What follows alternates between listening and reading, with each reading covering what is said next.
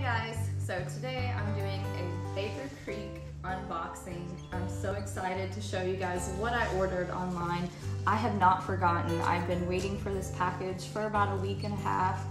Normally it doesn't take as long for the orders to come in, but I'm honestly just so thankful that it's here now. So I'm gonna just open this in front of you guys because I cannot wait to see all the different things that I got. And there's so many different colors in here. Most of this is fall, but there may be a couple things for like the spring.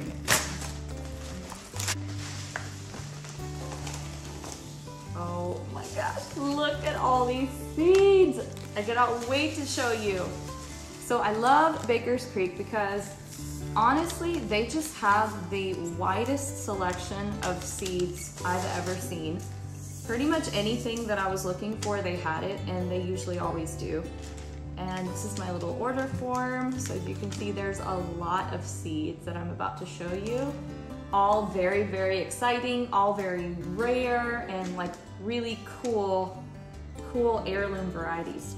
So I'm gonna try to separate them first because there's a couple of like similar things in here, like the Brassicas and some of the like some of the root vegetables. So I'm just gonna try to put all that together and then I'll see you back here in just a sec. Okay, I'm fully organized and I cannot wait to share this with you guys. There's just so much color here. I love this. For those of you who didn't know, I just recently moved into a homestead and it's beautiful. This property has 4 acres cleared and 11 uncleared, so it's 15 total. And I've been really busting my little backside trying to get the garden in. We pretty much got the garden in, my husband and I, about like a week or two after we moved in, before any of the boxes were unpacked. So you can tell I'm definitely excited about gardening. It's kind of my priority. And we're about to go into the fall season, although it doesn't feel like it right now because it's like 80 something degrees.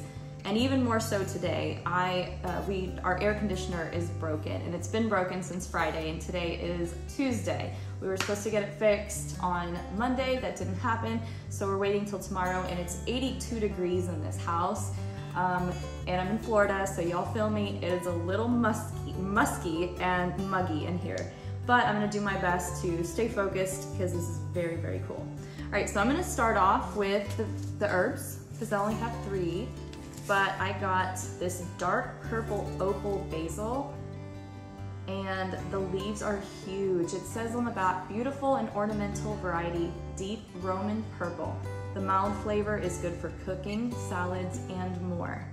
So that I love for the color. I have another purple basil, but it's not the dark purple opal, it's another variety. But this is just gorgeous. So very excited to plant that. Actually, I have 4. So now I'm going to show you the Thai holy basil. I've wanted to plant holy basil for a while because it's very medicinal. It's very good for your body. And I'll just go ahead and read the back. It just says, annual, popular in Thai cuisine, sacred to Hindus. Fragrant leaves have spicy, sweet, clove-like flavor. So this, I'm more excited to make into like a tea, dry it, and use the leaves. Definitely something I'm gonna be having in my garden all the time. Also hear that holy basil like clumps and like it seeds itself pretty easily. So I think that once you seed this, like once you sow this into the ground, I don't really think you have to keep visiting that and redoing it over and over again. I have another basil here that I saw on somebody's YouTube channel. I believe it was Robert Greenfield had this blue spice basil. And apparently it just does really well in Florida, in this area, but it just was like really, really growing well and big bushy, and I definitely want to start using more leafy things in my cooking. And I saw him do that a lot, so I was really inspired by him. So I got some of that. And then the last, but definitely not least, herb that I got was cilantro. And purposely slow bulked because this area where I'm in now, it gets really hot here in the summertime. And if this is something that I'm gonna have in the fall, through the fall, into the spring, and I want it to give me the most life that it possibly can, I wanted to make sure it was slow to bolt and give me the best flavor that I can get. So this is what I went with, and it says an annual also, slower bolting version of cilantro that produces flavorful leaves over a longer period. So that's cool. I don't think I read this one, the blue spice. Especially fine appearance in pots or in the garden, heavy fragrance with spicy vanilla overtones. Ooh, that sounds really good. So, yay, so these are my herbs. Next, I'm gonna move on to my brassicas. So, for brassicas, I've got 2 broccolis here, 2 cabbages, and a cauliflower. So I'm gonna show you the one I'm the most excited about first, and that is this, ooh, purple of Sicily cauliflower. This thing is so cool. Imagine having a big purple cauliflower in your garden. I saw it on somebody's channel and it just so pretty in the garden, and I was like, this is definitely something I'm gonna be excited to grow. And you know, I'm gonna just be honest with you guys, if you're gonna be doing gardening and it's not something you're really comfortable with, get some things that excite you, because that's gonna get you back out there, it's gonna get you into the garden, and definitely gonna get you excited about what you're growing. So the back of this says, a vibrant Italian heirloom, beautiful, brilliant, purple heads, weigh 2 to 3 pounds, fine, sweet flavor, cooks to bright green. So that's cool. So I probably will cook sometimes with it, but most of the time I think I'm gonna keep it raw because I think that color is just like beautiful. Super excited about this one. And then one of my personal favorites to eat, sauteed with some butter and some salt, and it's just all around like one of my favorite things to eat, is rapini, broccoli rapini. And it says that it's an Italian non-heading broccoli grown for flavorful asparagus-like spring shoots and leaves. This, in my opinion, is not bitter. There's another one that I think it might be broccolini, I'm not sure, but there's one that's slightly more bitter. I absolutely love this. It's so tender and it's so good sauteed with some garlic, like slice it up in there, put some butter, some salt, and you're done. And you have a really good side meal. Good stuff. Next, I got something new, Chinese broccoli. So I don't know much about this, so I'm gonna read it with you guys. 55 days to maturity. I think that's why I picked it, because it takes a really short amount of time. The delectable and tender stalks taste like a cross between asparagus and broccoli, only sweeter. It is a very easy to grow broccoli-like plant, and all parts are delicious. This selection from Thailand boasts good heat resistance. That's probably why I got it, because it's just so hot here. But what I love about these packages is that they actually have all of the growing information right here on the top.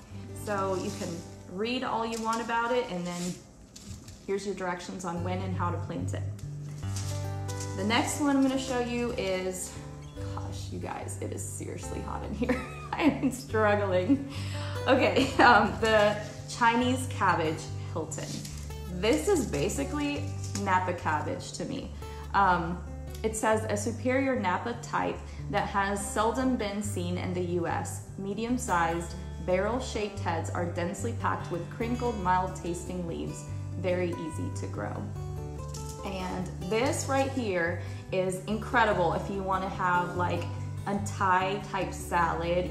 You just take the cabbage, chop it up really finely, add some almonds, some sesame seeds, and some your own sesame dressing, and some chicken, and it's, or not, but it is delicious, and I love Napa cabbage, so cannot wait to try this. Next and last for the brassicas is some green cabbage. This is Glory of, let's see if I can pronounce it, Encuzin. That's what it looks like. Introduced in 1899 by Sluis and Groot in Enkhuizen, Holland.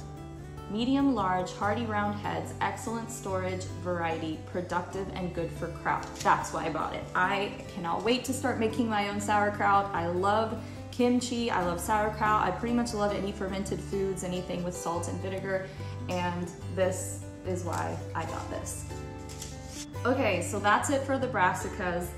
I'm gonna go ahead and do the asparagus next, my stemmy things, actually. Yeah, we'll just add these in here too. So I'm gonna categorize these as stem veggies. The first one I'll show you is Mary Washington asparagus. I think I chose this one because it's a pretty like basic one, but let's read about it. Classic asparagus variety, widely grown for a century, productive and very long-lived. Yeah, okay, so I did my research, guys. I read all about them and I was like, this is definitely something that I want to invest in. There's a lot of seeds in here. I'm not exactly sure how many, but it feels like a lot. And asparagus is something that you plant it takes a little while, it takes like 1 to 2 years to really establish itself, and then once it's in, it just keeps coming up. And so definitely gonna start this as soon as possible because we are really only planning on staying here for 3 years and then possibly moving out west. So that's my asparagus, and then I have one more asparagus that I ordered because I think it's cool. Asparagus Conivers Colossal. Now these guys are those big asparagus that you see in the supermarkets, and of course I wanted to try that. And it says 19th century heirloom. Still, that's what got me, the heirloom. I love heirloom varieties. It's still beloved by market farmers and home gardeners. Bred for massive spears and super high yields. That's a winner right there. And of course I couldn't not, go ahead and plant fall stuff without getting some fennel. So I got some Florence fennel. In the back says it's an annual plant. The plant grows like dill. It's used in Italian cooking. It's tasty and very easy to grow. Pretty self-explanatory. For my last stem vegetable is the autumn giant leek. I saw the picture of this and this thing was so massive. And then I read the back and it says autumn giant types are grown traditionally throughout Western Europe. Fine flavored, mid-season variety for harvest through autumn. Harvest by December in colder climates. So this right here, this is a really good investment for me. I think I'm gonna be making leek soups and using them in a lot of different recipes. Very excited about that.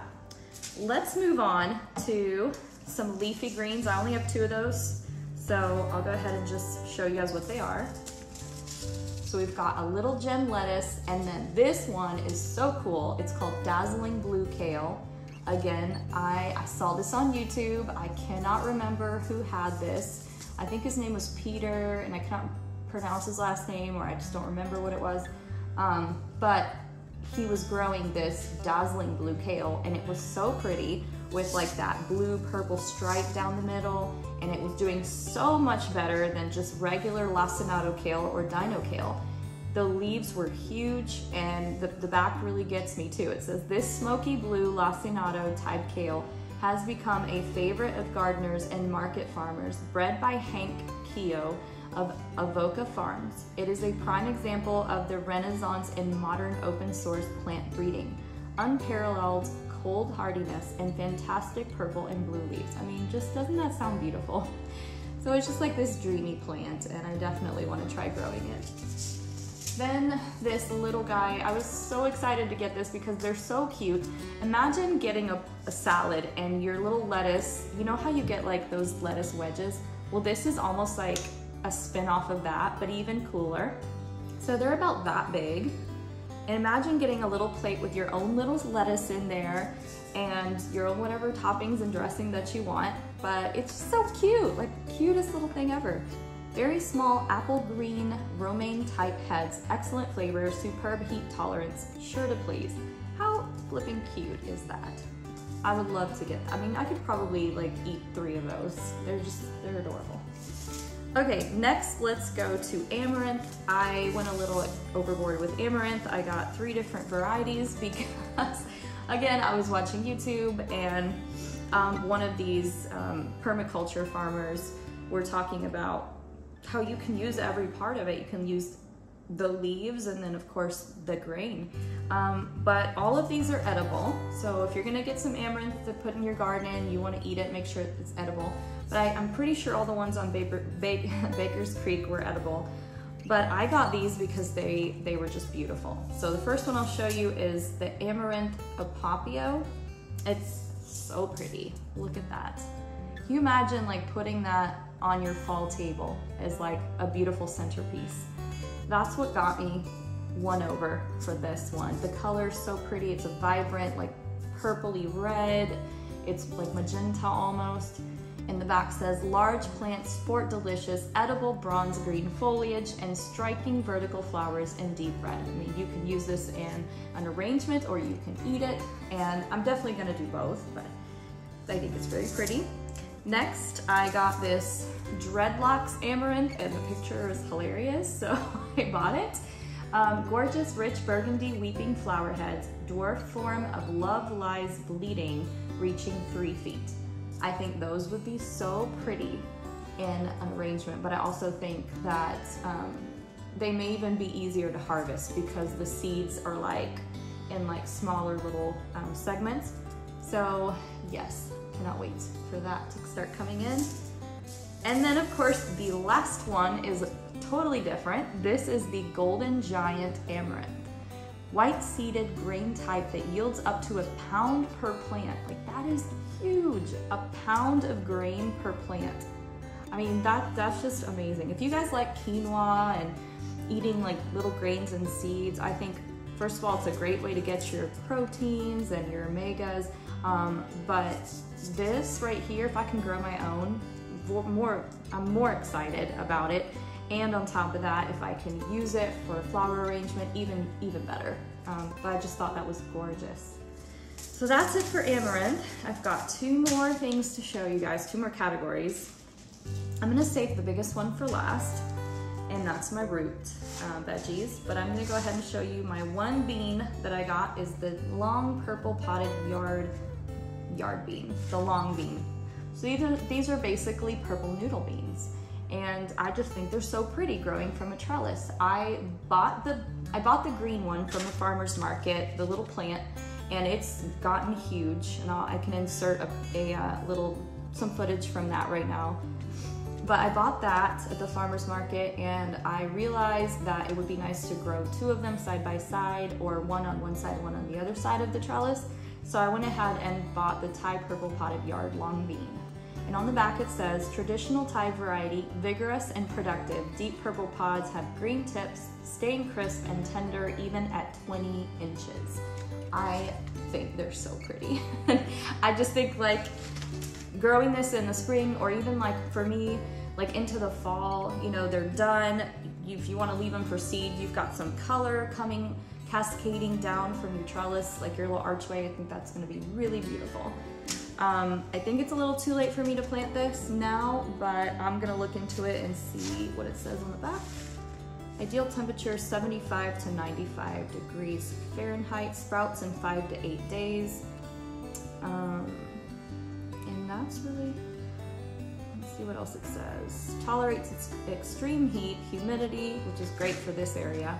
Soak seeds overnight, direct sow after last spring frost. It doesn't say how long it takes to maturity, but I might just look that up and find out. Okay, last but definitely not least are my favorite root vegetables, and I bought 4 different kinds, 4 different things actually. Okay, so the first one is the cosmic purple carrot. As you can tell, there must have been some kind of a theme with purple because I was really into purple right now. I think we're going into fall and I was like, I just want purple stuff in my garden. But this cosmic purple carrot says it reaches 8 inches, has a bright purple skin. The flesh comes in shades of yellow and orange, great for marketing. So it's just a really pretty carrot. As far as taste, we will have to see, but it doesn't take too long. Let's see, it does say days until maturity. No, it doesn't say that.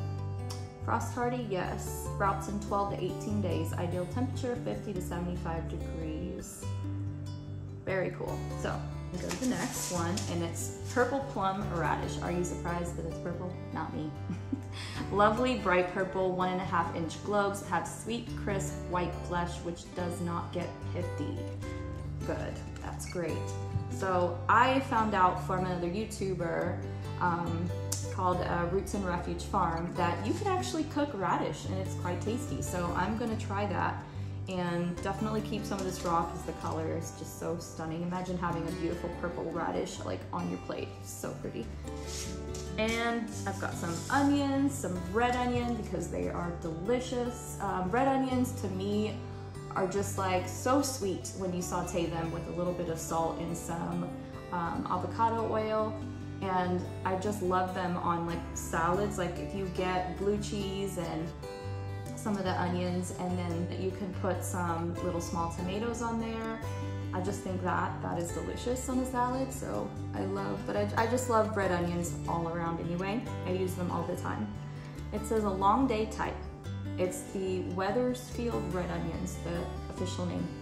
Long day type, old New England variety, a major agricultural commodity in the 1700s, America. Variety of large, deep red bulbs, nearly round, pleasant flavored, and very productive. Keeps well. So very, very excited to grow my own red onions. And then, oh my gosh, my favorite beets ever are the golden beet. I love, love, love, love golden beets.